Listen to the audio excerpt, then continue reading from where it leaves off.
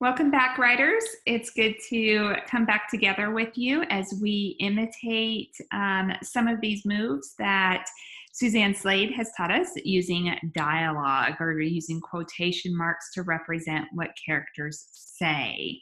So for the imitation this time, it's going to be totally up to you. You can write a whole conversation between two people if you want, using quotation marks to represent what they're saying, and then to put some narration in there to help the reader understand the conversation that's going on a little bit more.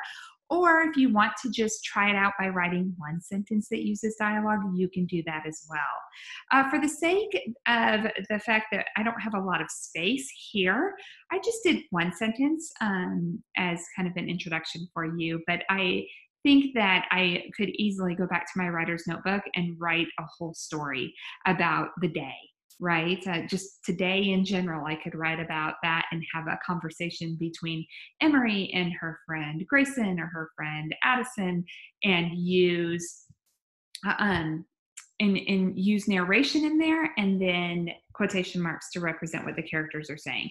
For now, I just talked about Emery, and this is what I said.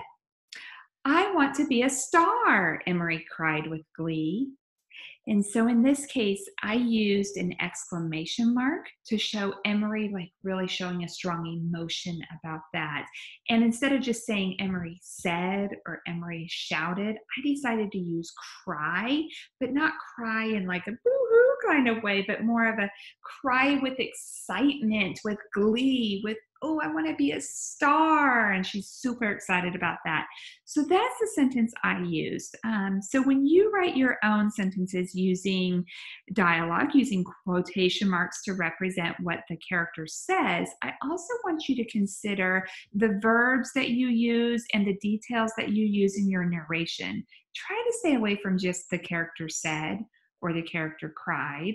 Try to add some more detail to help the reader really picture what's going on. Like Grandpa's eyes sparkled. I love that detail because it helps me really envision what the character looks like or what the character is doing. And if you need help on that, imagine a graphic novel. What is the character doing? What expressions do they have on their face while they have that speech bubble there?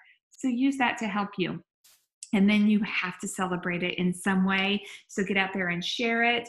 You could even get with a parent or a relative or someone in your house and have them read the narration while you read the quotation part, the part that uses the quotation marks, to offset that. Just have some fun with it and share it in some way.